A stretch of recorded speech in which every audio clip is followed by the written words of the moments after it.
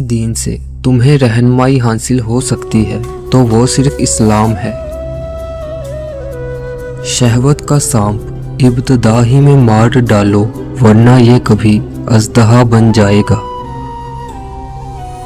اگر کامیابی حاصل کرنا چاہتے ہو تو مسلسل محنت کرتے رہو۔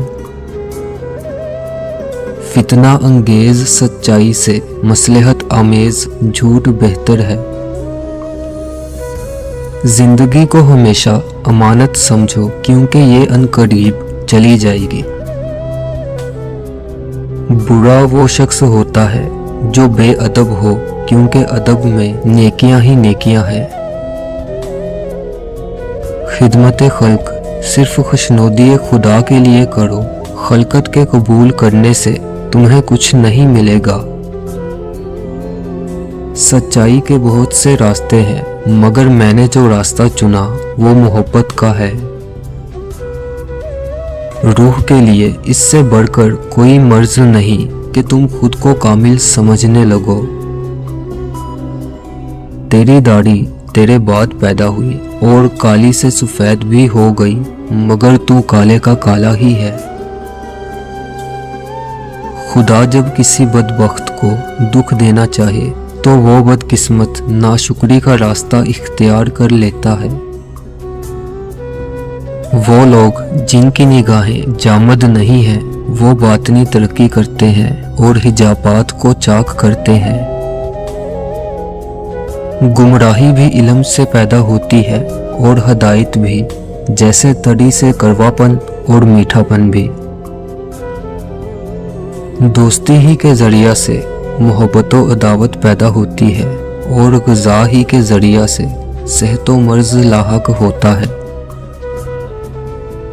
جو شخص نیک اور ہوس سے آزاد ہو وہی اصل بادشاہ ہے۔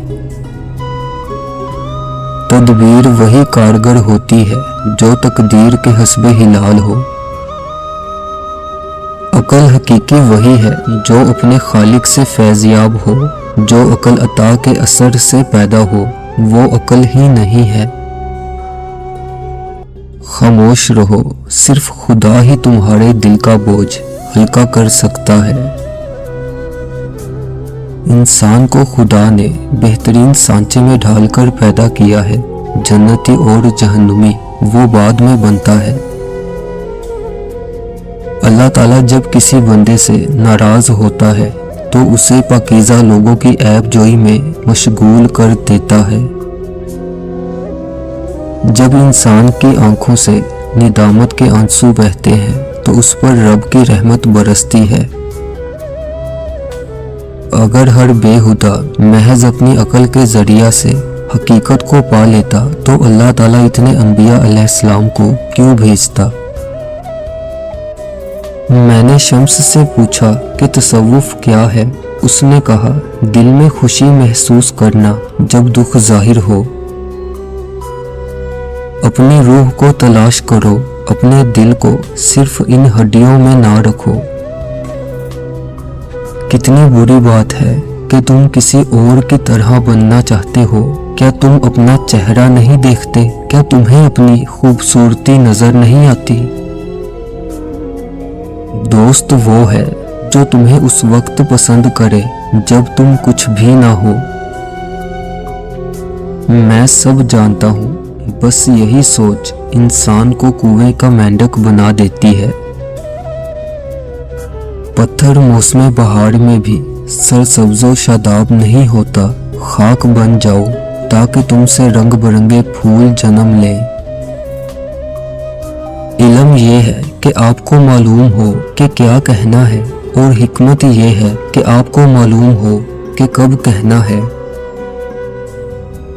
عشق حقیقی ہو یا عشق مجازی، دونوں میں شرک کی گنجائش نہیں ہوتی۔ ہمیشہ رہنے والی خوبصورتی آپ کے دل کی خوبصورتی ہے۔ تمہاری غلطیاں بھی تمہیں سچائی تک لے جا سکتی ہیں۔